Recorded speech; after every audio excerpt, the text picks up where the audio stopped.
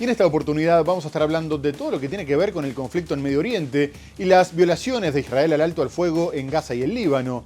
Vamos a abordar otras cuestiones como la guerra en Ucrania y las negociaciones de paz, la tensión entre Estados Unidos y Venezuela, la confirmación de la condena al expresidente brasileño Jair Bolsonaro y mucho más. Así que ya mismo nos ponemos en marcha con el programa. Acompáñennos. El ejército israelí afirmó que mató al jefe del Estado Mayor del movimiento islamista proiraní Hezbollah en un ataque contra un edificio residencial en la capital libanesa el domingo. El presidente ucraniano Volodymyr Zelensky rechazó el viernes el plan de Estados Unidos para poner fin a casi 4 años de guerra con Rusia. Una jueza federal de Estados Unidos desestimó el lunes los casos penales presentados contra el exdirector del FBI James Comey y la fiscal general de Nueva York Letitia James. La República Bolivariana de Venezuela insta al gobierno estadounidense a rectificar esta errática política de agresiones y amenazas, rechazadas contundentemente por el propio pueblo de los Estados Unidos. El expresidente brasileño Jair Bolsonaro fue detenido el sábado de forma preventiva, luego que la Corte Suprema considerara que existía riesgo de fuga. El gobierno de Estados Unidos eliminará los altos aranceles impuestos a varios productos agrícolas provenientes de Brasil. Y vamos a comenzar el programa hablando del conflicto en Medio Oriente. Israel retomó los bombardeos en la Franja de Gaza, matando a 33 civiles, entre los que se cuentan 12 niños, mientras que se reportaron 88 heridos.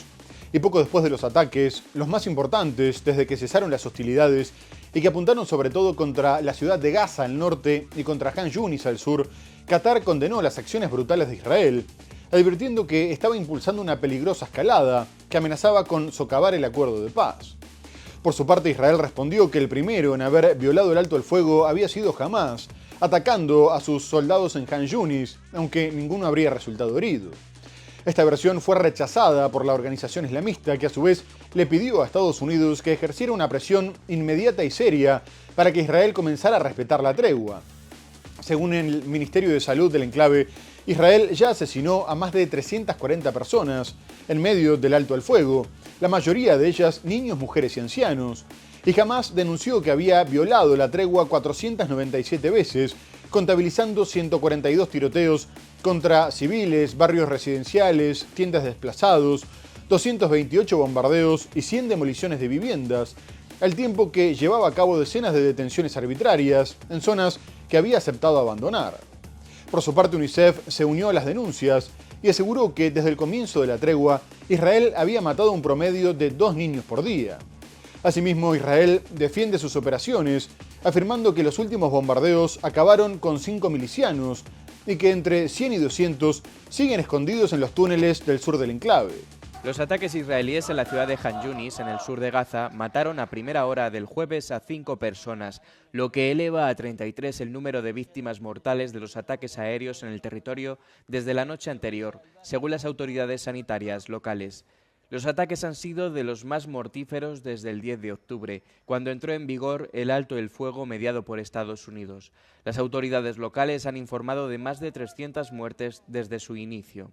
Funcionarios del Hospital Nasser de Han Yunis dijeron que habían recibido los cadáveres de 17 personas en total, entre ellas 5 mujeres y 5 niños, tras 4 ataques aéreos israelíes contra tiendas de campaña que albergaban a desplazados. En la ciudad de Gaza, 2 ataques aéreos contra un edificio mataron a 16 personas, entre ellas 7 niños y 3 mujeres, según funcionarios locales.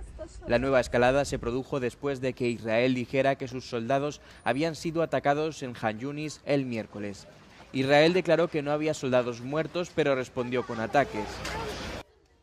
Hamás condenó los ataques, calificándolos de espantosa masacre, y negó haber disparado contra las tropas israelíes. Han habido varios intentos por su parte de penetrar en nuestro territorio más allá de la línea amarilla y tratar de herir a nuestros soldados.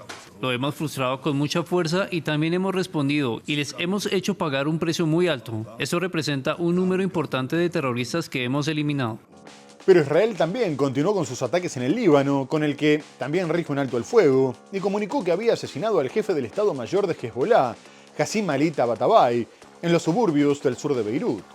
Si bien Israel ha atacado repetidamente el sur del país, el último bombardeo fue el primero en 6 meses en apuntar contra la capital y destruyó un edificio residencial, dejando 5 muertos y 28 heridos, aunque el resultado podría haber sido peor, dado que, según las autoridades libanesas, Israel no emitió ninguna alerta previa. Poco más tarde, Israel justificó el ataque afirmando que Tabatabai había liderado el fortalecimiento de la organización terrorista. El ministro de Defensa, Israel Katz, adelantó que seguirían actuando con fuerza para prevenir cualquier amenaza, y el primer ministro Benjamin Netanyahu dijo que la seguridad de Israel no estaba sujeta a la aprobación de ninguna parte del mundo y que solo ellos asumían esa responsabilidad. A su vez, Hezbollah sostuvo que el área atacada era civil y estaba desprovista de cualquier presencia militar, al tiempo que advirtió que este hecho podría volver a encender el ciclo de violencia, ya que abría la puerta a una escalada de asaltos en todo el país. Por su parte, el presidente libanés, Joseph Aoun, denunció la violación de la tregua por parte de Israel y le pidió a la comunidad internacional que interviniera con fuerza y seriedad para detener sus ataques, no solo en el Líbano, sino en toda la región. Tabatabai era considerado la mano derecha del líder de la organización, Naim Qassem, y también era buscado por Estados Unidos, que había ofrecido una recompensa de $5 millones. El ejército israelí afirmó que mató al jefe del Estado Mayor del movimiento islamista proiraní Hezbollah en un ataque contra un edificio residencial en la capital libanesa el domingo.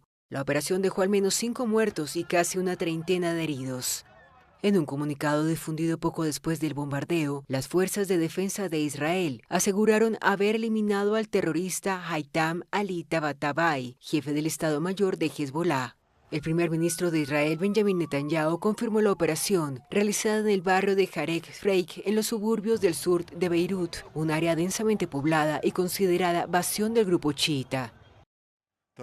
Tabatabai era un asesino en masa. Sus manos están manchadas con la sangre de muchos israelíes y estadounidenses, y no en vano Estados Unidos ofreció una recompensa de $5 millones por su cabeza. Este es el quinto ataque contra este bastión de Hezbollah en la capital libanesa desde el alto el fuego acordado entre Israel y el movimiento islamista en noviembre de 2024, y ocurre una semana antes de la visita programada del Papa León XIV al Líbano. Por su parte, Hezbollah reconoció que un alto mando fue blanco del ataque, aunque evitó revelar su identidad o confirmar su fallecimiento. Este ataque de hoy en los suburbios del sur cruza una nueva línea roja, una línea que ya había sido cruzada anteriormente. El presidente libanés, Joseph Aoun, instó a la comunidad internacional a intervenir seriamente y con firmeza para poner fin a los ataques de Israel contra el Líbano. Por otra parte, Israel tiene un frente interno después de que el ejército y el gobierno de Benjamin Netanyahu chocaran por las medidas tomadas tras la conclusión de una investigación de un panel de expertos sobre los fallos que hicieron que el país fuera incapaz de evitar los ataques de Hamas del 7 de octubre. El jefe del Estado Mayor, Eyal Zamir, reconoció que las fuerzas de defensa habían fracasado en su misión principal, que era la protección de sus ciudadanos, y dio de baja a una decena de altos mandos, considerando que habían sido responsables.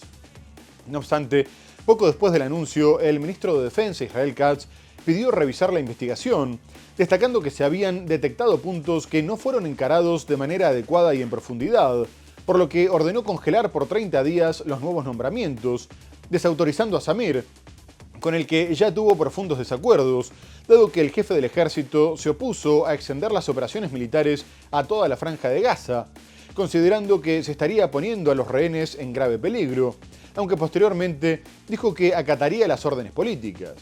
Además, Zamir había provocado el malestar de Katz después de nombrar altos cargos militares sin haberle consultado, y tras la medida anunciada por el ministro, advirtió que esto afectaría la preparación para los próximos desafíos.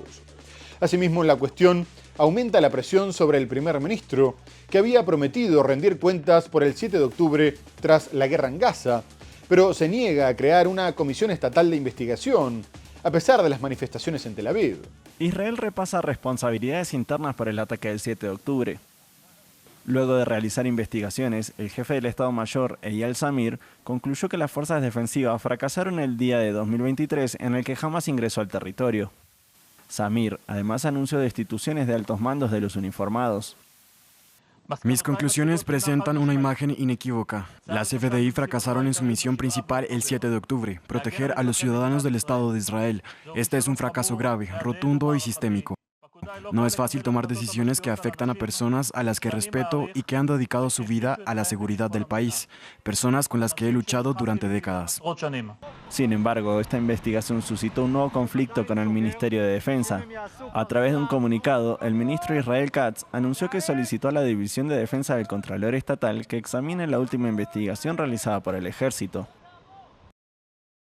He decidido asignar al Contralor del Estamento de Defensa, el general de brigada Yair Volansky, la tarea de examinar a fondo el informe del equipo liderado por el general Sami Turjeman, incluyendo investigaciones adicionales en áreas que las fuerzas de defensa de Israel no han investigado previamente, así como completar las investigaciones que el comité marcó en rojo y determinó que no se llevaron a cabo de manera adecuada y en profundidad.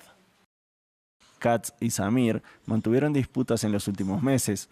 Por caso, el jefe del ejército se oponía a la invasión total de Gaza, alegando que podía haber rehenes en las zonas a invadir. Y ahora vamos a dejar Medio Oriente para hablar de la guerra en Ucrania.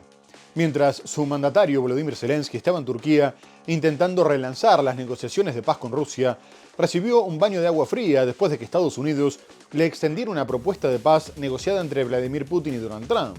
El texto contaba con 28 puntos, entre los que se encuentran las exigencias de Moscú, como la cesión de todo el Donbass, la reducción del ejército ucraniano, la imposibilidad de que cuente con aviones de combate en su territorio, el reconocimiento del idioma ruso y un veto a la expansión de la OTAN, y a su vez daría garantías de seguridad a Ucrania y Europa. Posteriormente, Zelensky respondió que se encontraba en el dilema de perder la dignidad, aceptando un acuerdo ignominioso, o perder a uno de sus principales aliados. Las negociaciones se habían estancado porque Zelensky se había negado a ceder territorios, aunque Kiev parece haberse quedado sin respuestas ante los avances rusos en casi toda la línea del frente, y el mandatario se encuentra debilitado tras un reciente escándalo de corrupción protagonizado por su círculo cercano. De todas maneras, confirmó que esas condiciones no eran aceptables, ya que significaría vivir sin libertad y sin justicia, pero que iban a ser una contrapropuesta para no quedar como el bando que no quería la paz. A su vez, Trump respondió que Zelensky tendría que conformarse con su plan y que en algún momento tendría que aceptar algo porque Rusia seguiría avanzando, pero aclaró que era un borrador sujeto a cambios. Por su parte, Europa rechazó la propuesta, sosteniendo que nada iba a tener éxito si ellos no participaban de las negociaciones. El presidente ucraniano Volodymyr Zelensky rechazó el viernes el plan de Estados Unidos para poner fin a casi 4 años de guerra con Rusia. En un mensaje de video a la nación, prometió además que no traicionará los intereses ucranianos. Nunca los traicionaré. Hay que tener en cuenta el interés nacional de Ucrania. No hacemos declaraciones grandilocuentes, trabajaremos con calma con Estados Unidos y todos nuestros socios. Habrá esfuerzos constructivos para encontrar soluciones con nuestro socio principal. Presentaré argumentos, persuadiré, propondré alternativas, pero desde luego no daremos al enemigo ningún motivo para decir que Ucrania no quiere la paz, que es Ucrania la que está entorpeciendo el proceso o que Ucrania no está preparada para la diplomacia.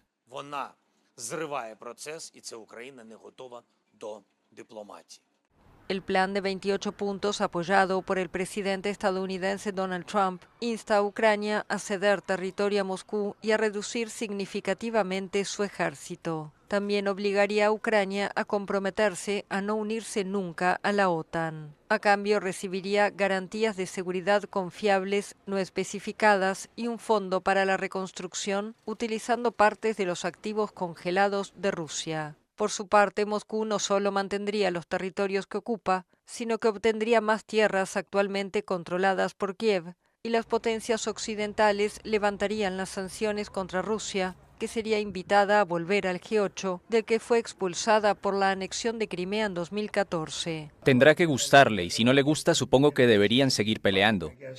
Trump añadió que en algún punto Zelensky tendrá que aceptar algo. Unos días después de la presentación del plan inicial, delegaciones de Ucrania y Estados Unidos se reunieron en Ginebra en un intento de Kiev de alcanzar en el campo diplomático lo que no puede lograr en el frente de batalla y de aplacar un eventual enojo de Donald Trump por el rechazo de la mayoría de los 28 puntos para la paz, sobre todo después de que el republicano criticara en su red social la total falta de gratitud de Ucrania. Poco más tarde, el secretario de Estado Marco Rubio aseguró que era muy optimista y que estaban en el mejor momento del proceso de negociación, ya que si bien quedaban algunos puntos de discordia, no eran insalvables.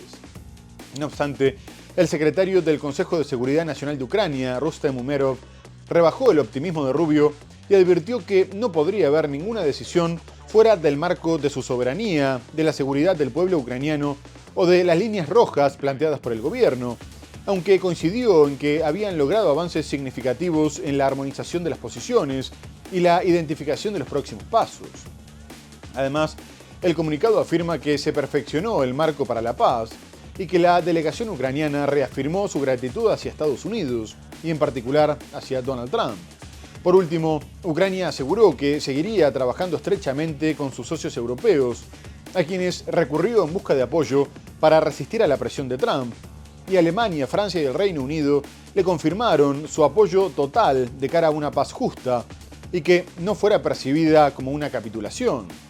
A su vez, consideraron que el punto de partida para un acuerdo tenía que ser la línea de contacto y que las Fuerzas Armadas de Ucrania tenían que poder defenderse. En Suiza, las delegaciones de Estados Unidos y Ucrania reportaron avances significativos en las negociaciones sobre el plan estadounidense para poner fin a la guerra con Rusia. Las conversaciones que se desarrollan en la representación estadounidense en Ginebra buscan destrabar el documento de 28 puntos propuesto por Washington.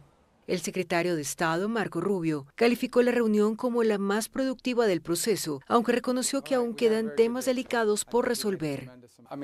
Claramente creo que todos reconocemos que parte de lograr un final definitivo a esta guerra requerirá que Ucrania sienta que está segura y que nunca será invadida o atacada nuevamente. Así que eso es claramente algo que tiene que discutirse. Creo que hemos hecho un progreso sustancial en eso y otros puntos.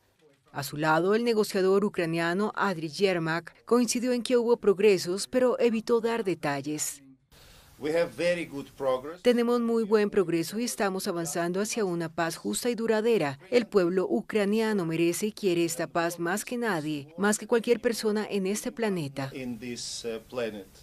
El plan, que incluye concesiones a Rusia como la cesión de territorio, la reducción del ejército ucraniano y el freno a la adhesión a la OTAN, ha generado resistencia en Kiev y entre los aliados europeos que se movilizaron a Ginebra para evitar una paz percibida como una capitulación. En medio de estas tensiones, el presidente Volodymyr Zelensky expresó agradecimiento personal hacia Trump tras las críticas del mandatario estadounidense por la supuesta falta de gratitud. No obstante, el nuevo intento de Estados Unidos de acercar posturas entre Ucrania y Rusia parecía destinado al fracaso, dado que los negociadores de Kiev y de la Unión Europea presentaron una contrapropuesta de 19 puntos que Moscú ya dijo que era completamente inaceptable. El mandatario ucraniano Volodymyr Zelensky retomó su negativa a ceder territorio, una postura apoyada por Bruselas y Londres, pero que no se corresponde con la realidad en el frente, por lo que era una garantía de la continuidad de la guerra, mientras que el gobierno norteamericano tuvo que salir a responder a las críticas, tanto de demócratas como de republicanos, que lo acusaron de favorecer a Rusia con sus 28 puntos para la paz.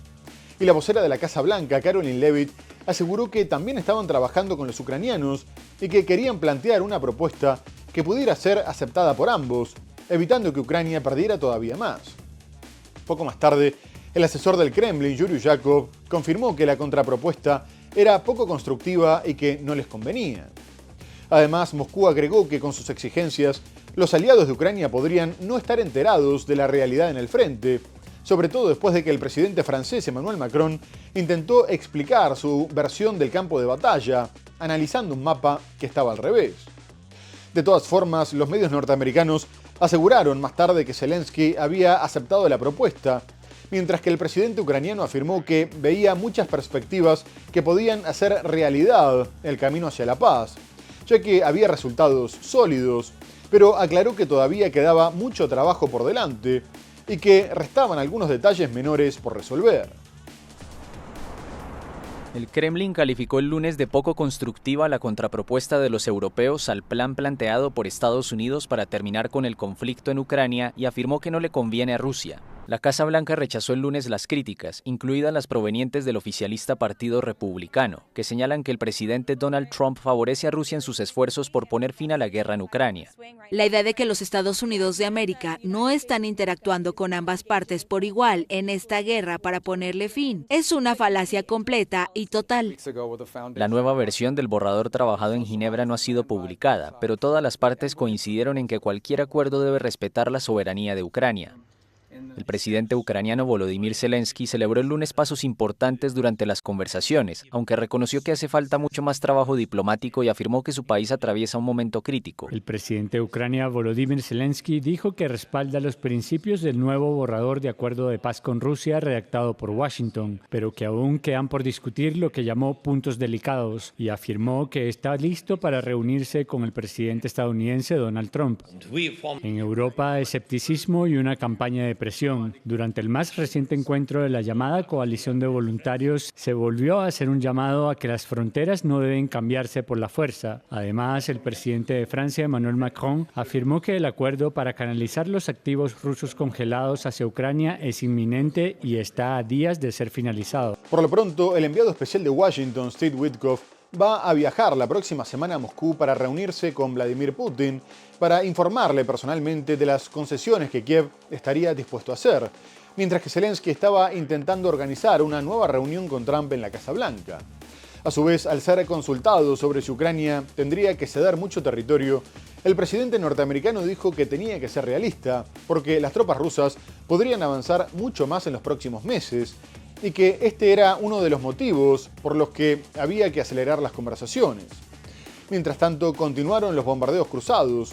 Ucrania dijo que había alcanzado varios objetivos, entre los que destacó fábricas de drones en la región de Rostov, tras lo cual Moscú informó que había tenido que derribar más de 200 drones, en el que habría sido su ataque más masivo de los últimos meses, y Rusia respondió con un fuerte bombardeo que incluyó misiles hipersónicos Kinzhal, apuntando contra la infraestructura militar, la red energética y almacenes de drones, y aseguró que había alcanzado todos sus objetivos. Por otra parte, también aumentó la tensión entre Bielorrusia y sus vecinos, después de que globos utilizados para el contrabando de cigarrillos volvieran a sobrevolar el territorio de Lituania y Letonia. Lituania ya había decidido cerrar la frontera terrestre, por lo que considera como un ataque híbrido, y ahora su primera ministra, Inga Roginiene, dijo que estaba evaluando cerrarla de nuevo, mientras que el gobierno bielorruso afirmó que no tenía claro cómo cerrar la frontera terrestre serviría para detener los globos, y aseguró que no tenía nada que ver. Ucrania y Rusia intercambiaron ataques aéreos masivos durante la madrugada del martes. En Kiev, al menos 6 personas murieron, y el alcalde Vitaly Klitschko indicó que el suministro de agua y energía se había visto interrumpido. El Ministerio de Energía reportó, por su parte, un ataque masivo contra las infraestructuras energéticas. En territorio ruso, al menos 3 personas murieron y 8 resultaron heridas en un ataque ucraniano contra los distritos de Taganrog y Neklinovsky.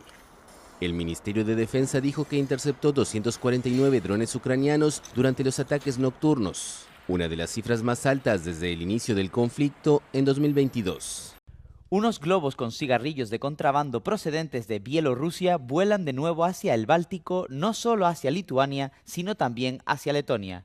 Pocos días después de la reanudación de las obras de los pasos fronterizos entre Lituania y Bielorrusia, la situación se ha agravado bruscamente. La primera ministra lituana, Inga Ruginiene, advirtió de que el gobierno podría volver a cerrar la frontera con Bielorrusia si continúa el contrabando de cigarrillos en globos. Esta advertencia se produjo tras una serie de incidentes que perturbaron varias veces el funcionamiento del aeropuerto de Vilna. Vilna califica los incidentes de los globos como una forma de ataque híbrido.